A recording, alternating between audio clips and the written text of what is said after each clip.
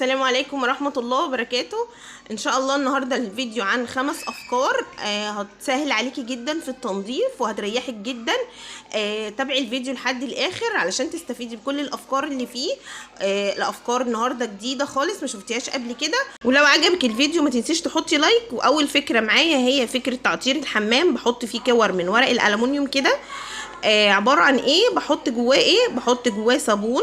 بجيب اي صابونة يكون ريحتها حلوة كده من بتوع الوش، هبشرها كده وهحط عليها معلقتين كبار من اي نوع معجون سنان، وكمان معلقتين كبار من بيكربونات الصوديوم اللي هي البيكربونات العادية بتاعة المخبوزات، او لو ما عنديش البيكربونات ممكن احط البيكنج باودر العادي بتاع الكيكة. بقلبهم كويس كده في بعض، وبعدين بحطهم بقى، بعملها كور كده وبحطها جوه ورق الالومنيا ده. بعد كده بقى هكورها واحطها في ورق الالومنيا وهلفها كويس وهخرمها باي خلة سنان، وبعدين هحطها في السيفون. كل مرة هتبقى ريحة الحمام حلوة جدا. هستخدم منهم واحدة بس بتقعد معايا فترة طويلة، وهخزن الباقي في اي علبة يكون ليها غطا مقفول عليها. دي كانت اول فكرة معايا. تاني فكرة عن مخدات بتاعة السرير والخدديات اللي دايما على طول بتصفر وبتبقى مش نظيفة بسبب الكريمات بتاعة الشعر وبسبب العرق، والكيس اللي هو بيبقى متخيط في المخدة ده بيكون مش نظيف، وكمان ما بينفعش ان احنا نغسلها. علشان كده الفكرة دي حلوة جدا. هنعمل ايه؟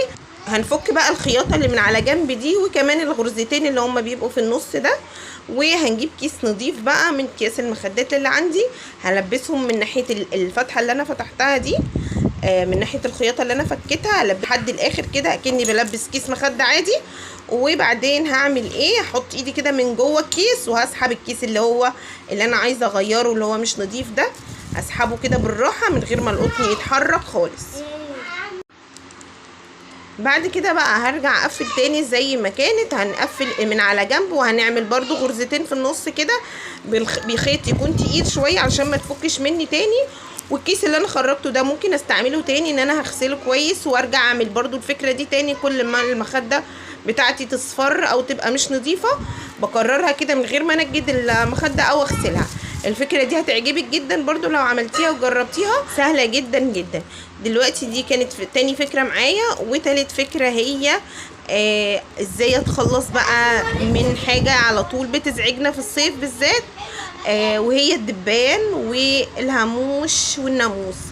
الفكرة دي انا قلتهاش الا لما انا جربتها فترة طويلة، وفعلا النتيجة كانت كويسة جدا جدا. وهي التوم. بستخدم التوم، بجيب كام فص توم كده، وبعدين بجيب كام حبات من القرنفل وبحط القرنفل ده جوه التوم كده بالشكل ده. حبات القرنفل دي بعد ما بعملها كده جوه التوم بوزعها بقى في الاماكن بيجي فيها الدبان او الهاموش، يعني على رخامة المطبخ او الشباك بتاع المطبخ، وكمان بحطها في الصالة. اي مكان مفتوح بيجي منه الدبان ممكن احط فيه بعض وحدات كده. ده هيفرق معاكي جامد جدا لان مش هتلاقي الدبان ده خالص. رابع فكرة بقى النهاردة ازاي هنتخلص من النمل نهائي. مش هتشوفي النمل ده لمدة سنة على الاقل. بسبب ايه؟ بسبب اللي هو اكتوميسرين بجيبه من الصيدلية، تركيزه 5%. بعمل ايه؟ باخد منه 10 سنتي وبحطهم في بخاخة وبزود عليها لتر من المية وبرش في كل الاركان بتاعة البيت علشان او اي مكان بيتجمع فيه النمل مش هتشوفيه النمل تاني خالص.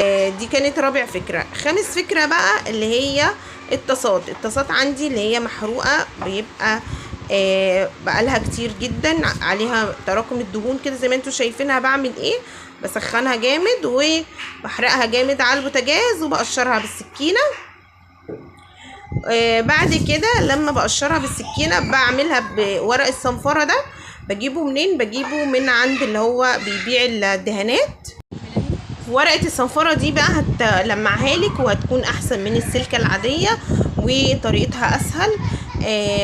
دي كانت كل الافكار النهاردة في الفيديو. لو عجبك بقى متنسيش تعملي لايك واشتراك في القناة، ومع الف سلامة.